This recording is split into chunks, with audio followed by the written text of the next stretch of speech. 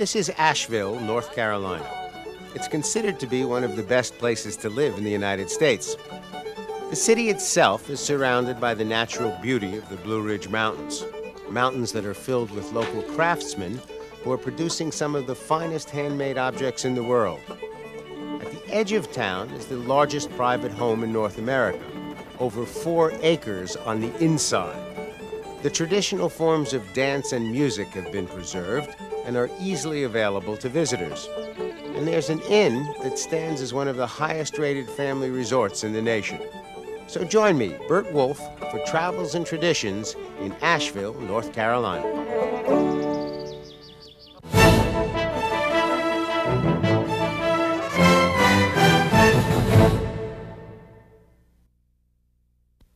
During the 1800s, magazines being published in the northeastern part of the United States began to carry stories about unusual behavior in people in distant places. They were called local color stories, intended to focus on bizarre behavior. One of the areas targeted for this type of story was the Appalachian region in North Carolina. The war between the states devastated Appalachia. Many people ended up poor, isolated, and uneducated. They became the subject of these magazine stories. They were presented as backward mountaineers living in a region within, but not part of modern American life. Of course, there were thousands of people in the Northeast who were also poor, isolated, and uneducated, but readers preferred reading imported stories of poverty rather than dealing with their own domestic problems. The stories about Appalachia were distorted. They focused on the peculiar and the outrageous. They ignored the natural beauty of the area and the skilled, intelligent, and responsible people who lived and still live here. During the next half hour, I'd like to take you through Asheville, North Carolina, and show you what this part of the world is really like. Native Americans came to North Carolina over 10,000 years ago. They were ancestors of the Cherokee. The first European was the Spanish conquistador Hernando de Soto, whose expedition marched through in the 1540s. The early settlers were Scottish, Irish, English, and African. Asheville was incorporated in 1797 and remained a quiet little town until the railroad arrived in the 1880s. Within a decade, the population quadrupled, and Asheville entered a period of growth that lasted 50 years. The Visitor Center offers a brochure that outlines a walking tour of the downtown area. At the center of Asheville is the County Courthouse and the City Hall, both built in 1928. The plan was to have them designed by the same architect, Douglas Ellington. As Ellington's Art Deco City Hall went up, the county officials decided that it was too flashy, and they hired a more conventional architect to design the county courthouse. That story is a perfect metaphor for Asheville, a respect for the past, living side by side with a commitment to the future. But downtown Asheville is just the beginning. During the late 1700s, wealthy plantation owners began coming up here to get away from the low country summer heat. And during the 1800s, wealthy people from all over America stopped in. George Vanderbilt was one of those visitors. George had inherited a sizable fortune from his grandfather, the shipping and railroad tycoon, Cornelius Vanderbilt. And George decided to build himself a house in Asheville. He ended up building Biltmore, the largest private home in America. Today, it's an historic house open to the public, and my guide is Elizabeth Sims. This is Mr. Vanderbilt's library. The books gave it away. Mr. Vanderbilt was a book collector as a young boy and all his life. So we have actually 20,000 volumes in total in the house. There are about 10,000 in this room. We believe that this was probably Mr. Vanderbilt's favorite room. He actually read in 8 languages. So he was quite a learned man, quite a Renaissance man, and this room, actually there's a spiral staircase that goes up to the 2nd level and a stairway that goes back to the guest rooms so that Mr. Vanderbilt and his guests could come down to the library, not have to come through the main part of the house, take a book, back up to their rooms, or enjoy it here.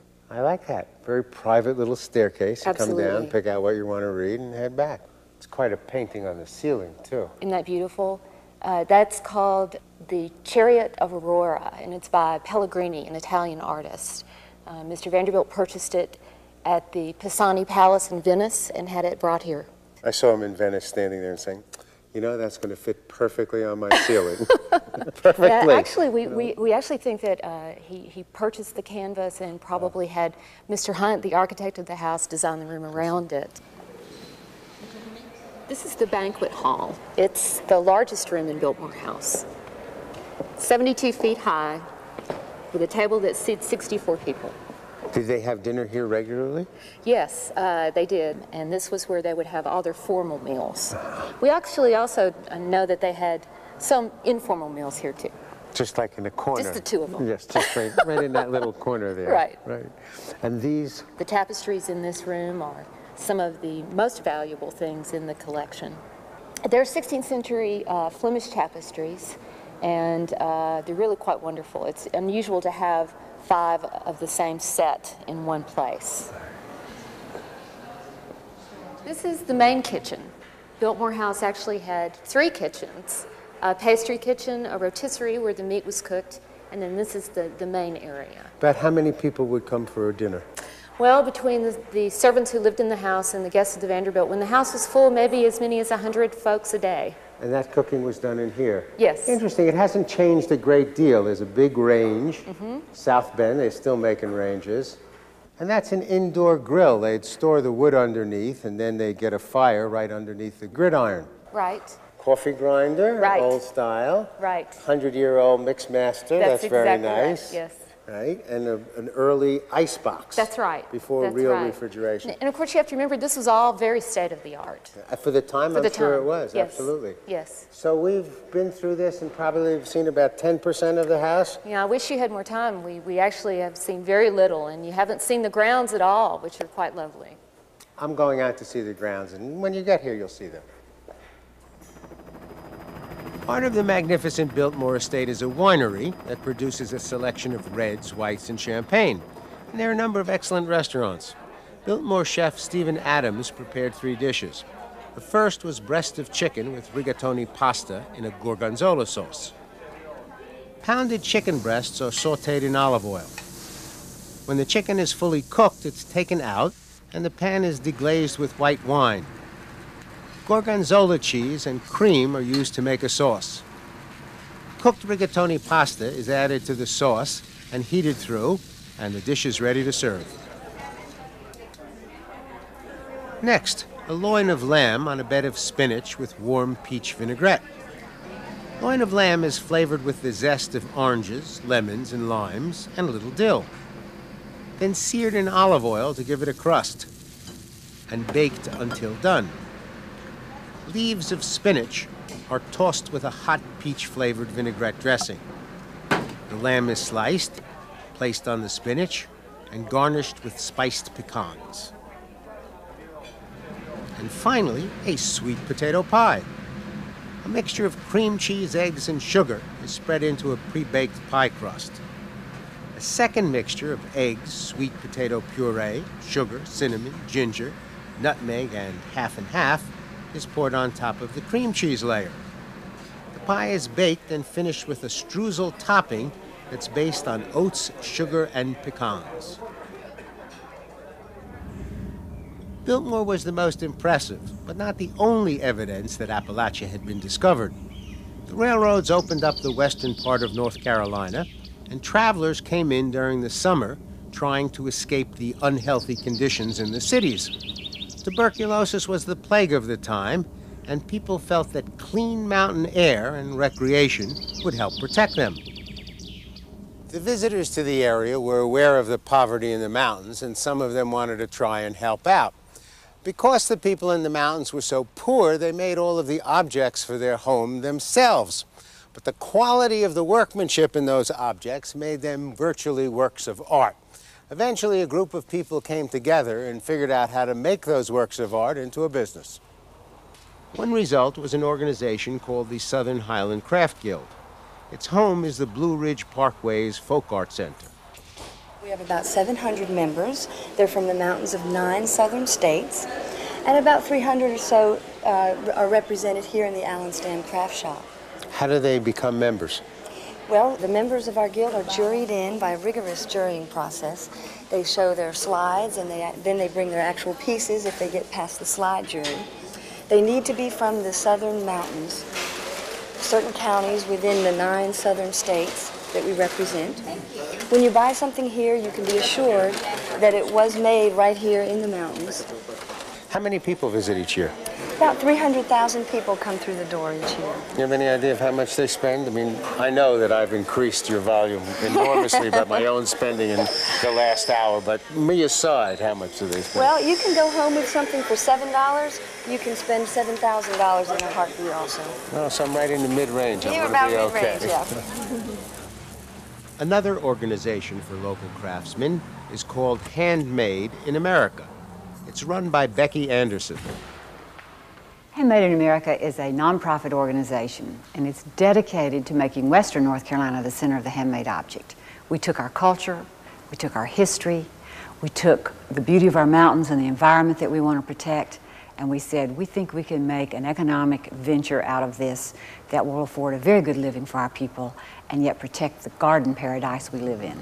Well, an interesting project, and one that's created a great deal of interest for us in the state of North Carolina and across the nation, has been our cultural heritage trails that we've put together for visitors that would take you into private studios, would take you into shops and galleries selling only American craft and featuring the craft of the region.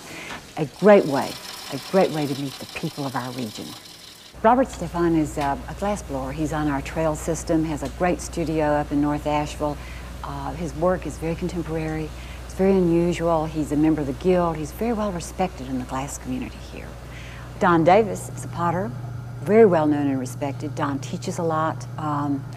He has done great work for churches, a very historic church in our region, and he's done great, huge vases for them for their external use.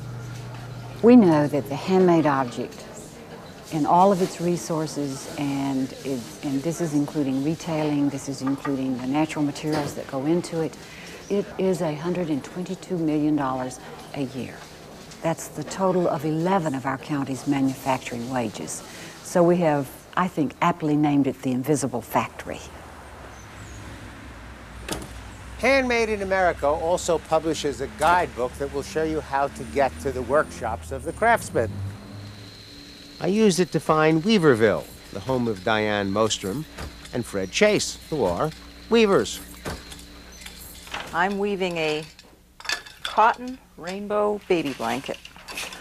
It's called a rainbow baby blanket because I'm incorporating several different colors in bands as I move along. So I have to keep stopping and changing and shifting to another color.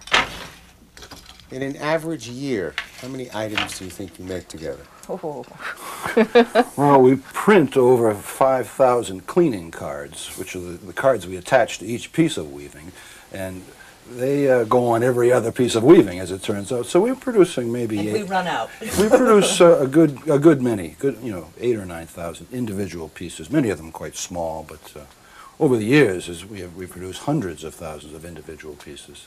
The looms that we're working on, Fred has built. I do a lot of the finishing. He does a lot of the loom preparation and the warping, and I do a lot of the business management, so that we leave each other to our own particular areas of specialization. One and one often adds up more than two. It does, and it's helpful to have someone to work with for as long as we work together. A few miles down the road is Black Mountain, the home of Eddie Hollifield and his father Marshall. The Hollifields are wood turners. This is our wood turning shop. We create artistic, decorative pieces as well as functional pieces. What are the customers like? What's popular? Well, the popular pieces really are the natural edge, free-form decorative pieces that show the different layers of the tree. I search for a particular type of tree, mainly trees with burls, which is a growth on a tree. And it can be detrimental to the tree as well, but usually there are other funguses and insect problems going on, and I only take trees that are going to the landfill or maybe firewood at best. And you're planning a major project for the Guinness Book of Records. Yes, we are. We found a dead maple tree over in Asheville that's probably close to 9 feet in diameter, and we're going to try to make the world's largest wooden bowl out of it. It's going to be about 9 feet in diameter and about 4.5 feet tall. What's going to go in that bowl? A lot of tips, I hope. And those are just a few of the craftsmen who will welcome you to their studios. One of the people who came to Asheville to get away from summer in the city was Edwin Wiley Grove. Grove was a pharmaceutical manufacturer from St. Louis who made a fortune selling Grove's patented, tasteless chill tonic, the first successful use of powdered quinine in a liquid form. Grove arrived in 1898 and immediately saw an opportunity for a real estate project.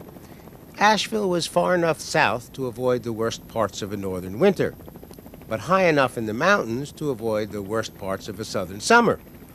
Vanderbilt's Biltmore house made Asheville into a fashionable location. Grove felt that the area was an ideal spot for a resort community.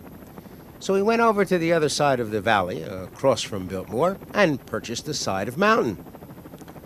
Grove had visited the Old Faithful Inn at Yellowstone National Park and believed that a similar resort would increase the value of his property. The result was the Grove Park Inn, which was constructed and furnished in a style known as American Arts and Crafts. The arts and crafts movement believed that the work of the craftsman was the most important thing, and they produced every form of functional object, from jewelry to architecture. But the movement always had a special interest in household furnishings. The ornate style of the Victorian was rejected in favor of uncluttered lines. The Grove Park Inn was built by people working in the arts and crafts movement, and today the inn has one of the most important and well-preserved collections of their work.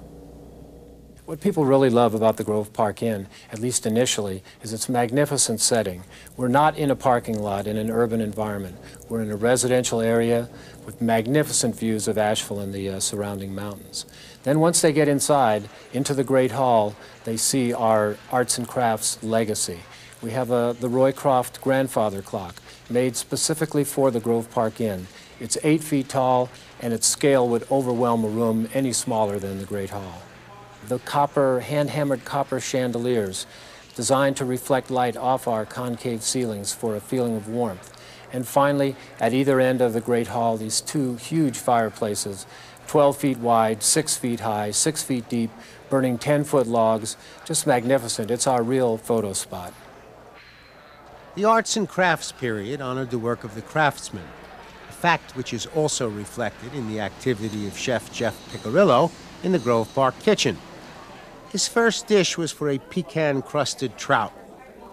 Trout fillets, which have been dredged in flour, are dipped in an egg wash and given a coating of chopped pecans, then sautéed on both sides until golden brown. They're served with a lemon sauce, smashed sweet potatoes, squash, green beans, and baby carrots. Next, pork chops with cornbread stuffing. Butter, onion, celery, sage, and thyme are cooked together with breadcrumbs and chicken stock to make the stuffing, which gets packed into pockets that have been cut into 2-inch thick pork chops. The chops are baked in a pan for 25 minutes, and then they are served with a selection of vegetables and a peach compote. For dessert, baked apple in a pastry crust with a caramel sauce. Apples that have been peeled and cored are poached in water that has been sweetened with sugar and flavored with cinnamon sticks. A mixture made from butter, almond paste, cinnamon, breadcrumbs, plus a little of the sweet poaching liquid, is spread on a square of puff pastry. The apples, which have been drained and cooled, are placed in the center of the pastry squares and stuffed with sugar and cinnamon. Pastry is folded up around the apple and sealed. Then they're baked for 20 minutes and served with a caramel sauce. From the very beginning, lovers of nature were attracted to the Blue Ridge Mountains. Over the years, the region has become a center for mountain sports. Some of the activities are what you'd expect: canoeing along mountain rivers, whitewater rafting through the rapids, mountain biking. But as I encountered the local outdoor sports, I came to one mountain adventure that took me by surprise. We have a llama trekking business, and what I mean by that is we offer treks or trips into the woods on 60 private acres in Madison County, North Carolina. And we pack these guys up with specially designed pack systems and panniers and fill those things with gourmet food and allow people to have a pleasant dining experience way back in the woods. If it's a cold lunch, then we might be able to cut up to a pretty spot and not have to worry about packing stoves and stuff like that. If it's a hot lunch and if it's something real complicated for dinner, we might need a table. So then we might go to a different place on the property. Some people really want a view, so we go to an overlook that has a nice view, and some people like to rock climb. So then we head up to the climbing rock. One of the reasons why we're excited about doing this is because it makes the hiking, camping, wilderness experience more accessible to everybody. There are people that are older, or maybe they're not in good shape, or maybe they have some sort of special needs or some sort of physical disability that would keep them from being able to carry a pack to get out into the woods. So that's where these guys can help out. The llamas are some of the more recent immigrants to arrive in Appalachia, but the most influential group were known as Ulster Scots. During the 1700s, over 250,000 of them immigrated to North America. Many of them felt that North Carolina reminded them of their original homes in Scotland, and they settled down here. Among the things they brought with them were their ancient traditions in music and dance.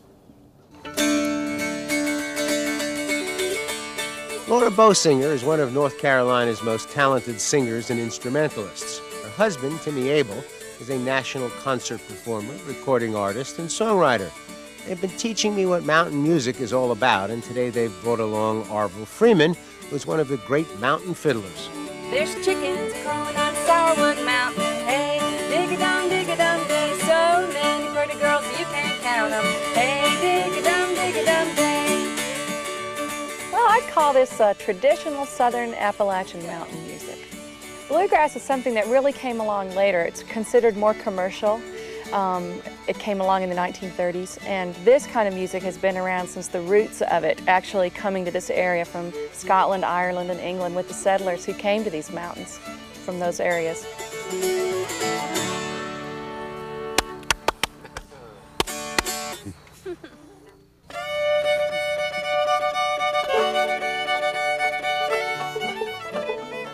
You know, you have to think about what could you bring on a ship to come over here. It had to be something pretty small.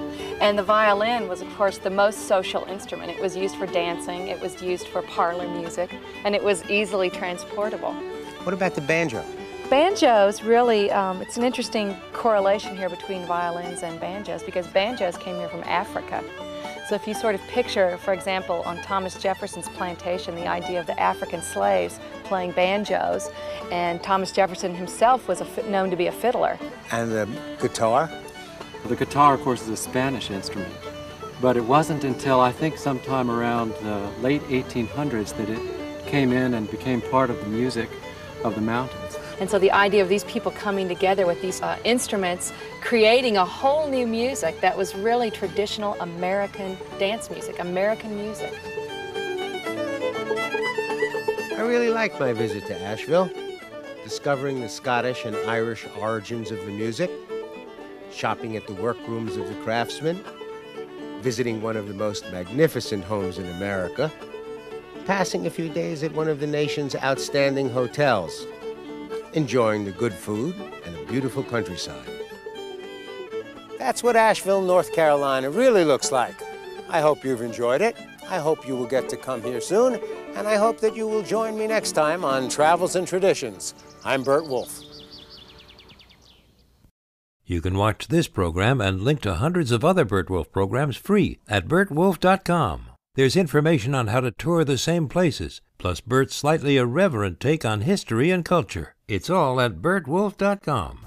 Of the area and the skilled, intelligent, and responsible people who lived and still live here. During the next half hour, I'd like to take you through Asheville, North Carolina, and show you what this part of the world is really like. Native Americans came to North Carolina over 10,000 years ago. They were ancestors of the Cherokee. The first European was the Spanish conquistador Hernando de Soto, whose expedition marched through in the 1540s. The early settlers were Scottish, Irish, English, and African. Asheville was incorporated in 1797 and remained a quiet little town until the railroad arrived in the 1880s. Within a decade, the population quadrupled, and Asheville entered a period of growth that lasted 50 years. The Visitor Center offers a brochure that outlines a walking tour of the downtown area.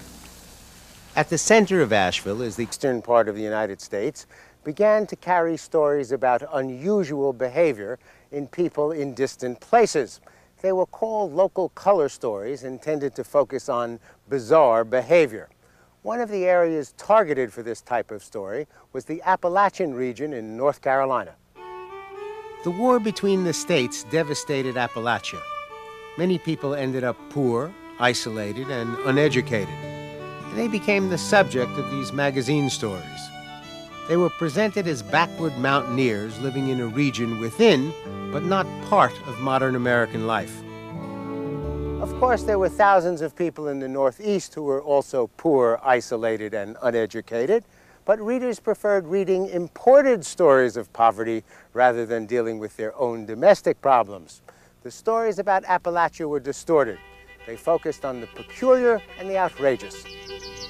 They ignored the natural beauty. This is Asheville, North Carolina.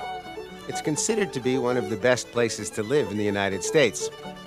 The city itself is surrounded by the natural beauty of the Blue Ridge Mountains, mountains that are filled with local craftsmen who are producing some of the finest handmade objects in the world.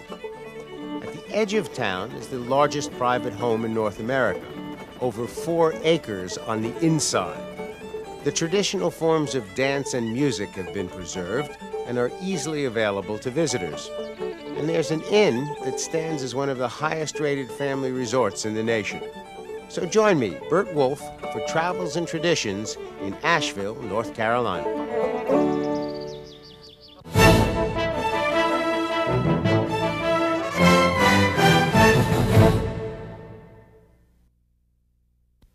During the 1800s, magazines being published in the northeastern Asheville. They ended up building Biltmore, the largest private home in America. Today, it's an historic house open to the public, and my guide is Elizabeth Sims. This is Mr. Vanderbilt's library. The books gave it away. Mr. Vanderbilt was a book collector as a young boy and all his life. So we have actually 20,000 volumes in total in the house. There are about 10,000 in this room. We believe that this was probably Mr. Vanderbilt's favorite room. He actually read in 8 languages. So he was quite a learned man, quite a Renaissance man, and this room, actually there's a spiral staircase that goes up to the 2nd level and a stairway that goes back to the guest rooms so that Mr. Vanderbilt and his guests could come down to the library, not have to come through the main part of the house, take a book, back up. County Courthouse and the City Hall, both built in 1928. The plan was to have them designed by the same architect, Douglas Ellington. As Ellington's Art Deco City Hall went up, the county officials decided that it was too flashy, and they hired a more conventional architect to design the county courthouse. That story is a perfect metaphor for Asheville, a respect for the past living side by side with a commitment to the future. But downtown Asheville is just the beginning. During the late 1700s, wealthy plantation owners began coming up here to get away from the low country summer heat. And during the 1800s, wealthy people from all over America stopped in. George Vanderbilt was one of those visitors. George had inherited a sizable fortune from his grandfather, the shipping and railroad tycoon, Cornelius Vanderbilt. And George decided to build himself a house